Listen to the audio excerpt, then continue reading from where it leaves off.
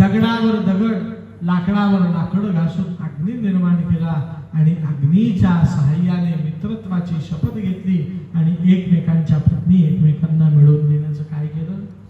मान्य केलं, वचन केलं.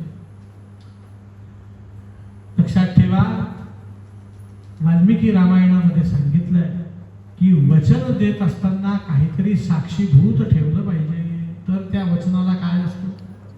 अर्थ असतो. पती पत्नी विवाह करतात त्यावेळेस 3 जणांच्या समोर वचन दिलं जातं, तू माझा पती, मी तुझी.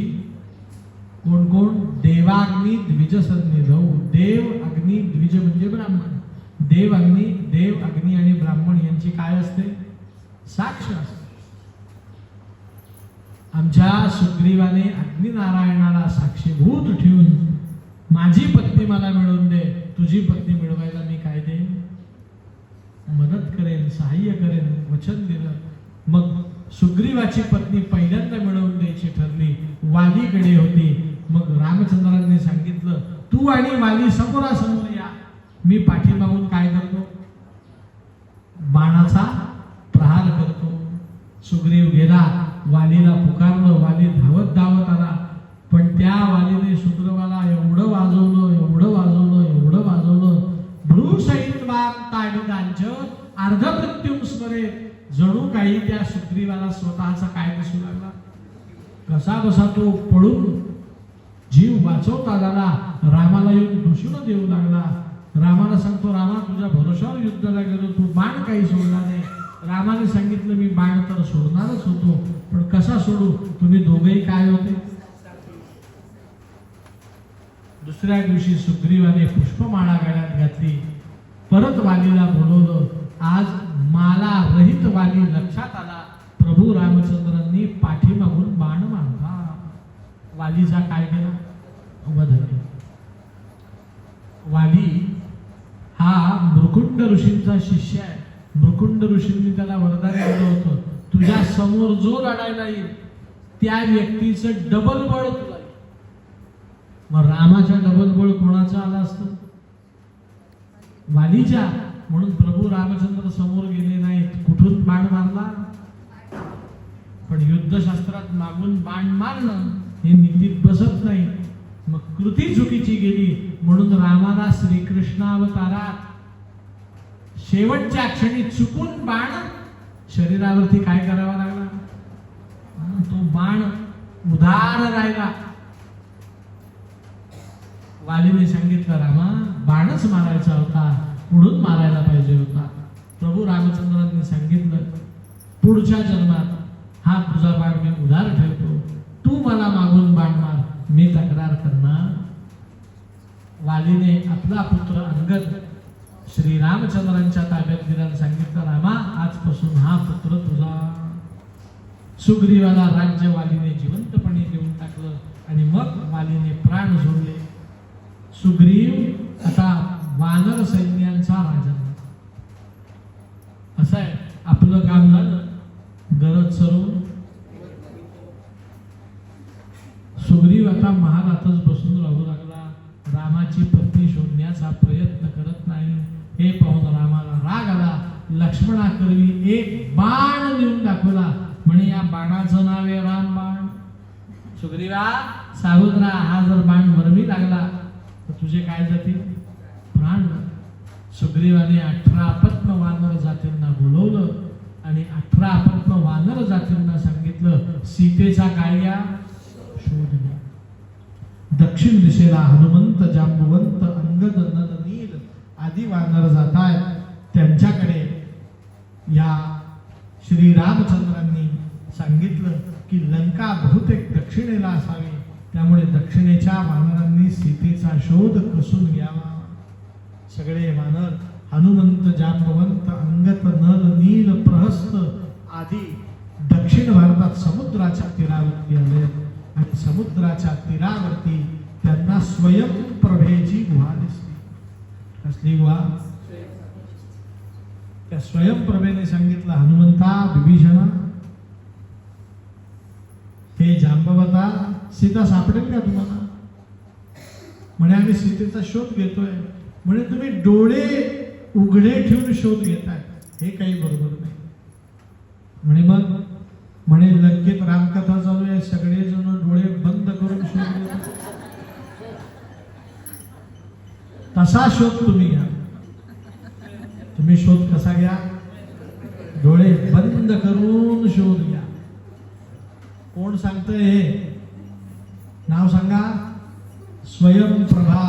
कोण सांगतीये? तिचं बोलणं कोणाच्याही लक्षात आलं नाही. हे लक्षात आलं फक्त बुद्धिमतां वरिष्ठं हनुमंतांच्या. लक्षात ठेवा, प्रत्येक माणसाजवळ एक स्वयंप्रभा आहे. काय आहे? स्वयंप्रभा म्हणजे स्वतःची प्रभा आहे आणि ती प्रत्येकाने व्यक्त केली पाहिजे. काय केली पाहिजे? आत्ता 2 महिन्यांनी एप्रिल मे महिना सुरू होईल की नाही, आपण फार उकडतंय फार उकडतंय फार उकडतंय म्हणत असतो. उन्हाळा कसा जायचा असं म्हणत असतो. पण बारकाईने बघितलं तर कोपऱ्या कोपऱ्याने अन्नाचा कण घेऊन मुंगी अन्न साठवत असते. तुम्हाला उन्हाळ्याची चाहूल असते, तिला चाहूल ही तिची स्वयंप्रभा आहे. तुमच्या डोक्यातही पावसाळा नाही, तो कोणाच्या आला? ऐके नाही ती विद्वान. तुम्हाला 100 उदाहरणं देईन की प्रत्येकाजवळ काय आहे? स्वयंप्रभा. त्या स्वयंप्रभेने काय सांगितलं? डोळे उघडे ठेवून प्रत्येक गोष्ट मिळेलच असं समजू नका. कधी कधी डोळे बंद करून बघावं लागतं. आणि डोळे बंद करून कुणाकडे बघायचं असतं? स्वतःकडे. कुणाकडे?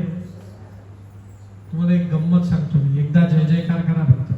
गोपाल कृष्ण भगवान.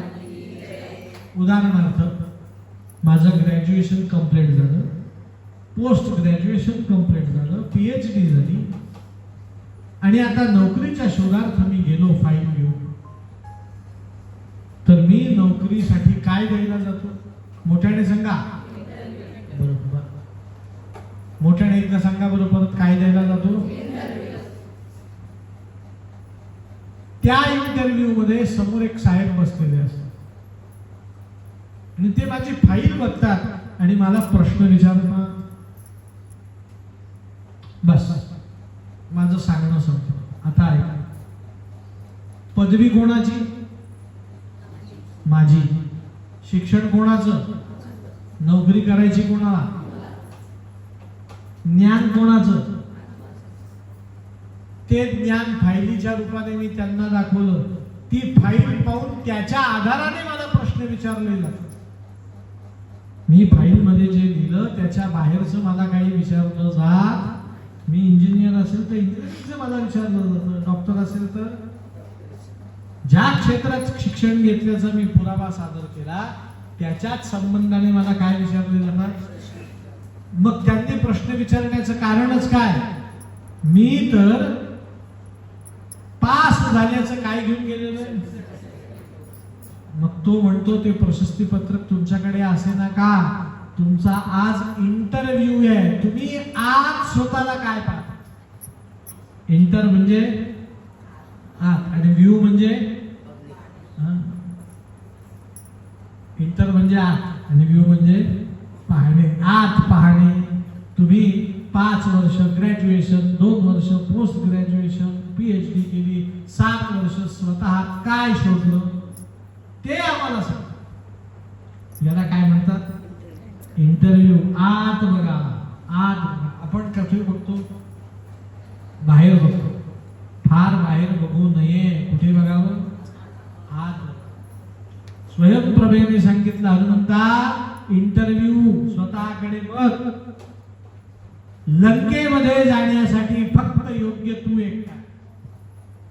हे तुला कधी समजेल? इंटरव्ह्यू स्वतःकडे बघितल्यावर समजेल.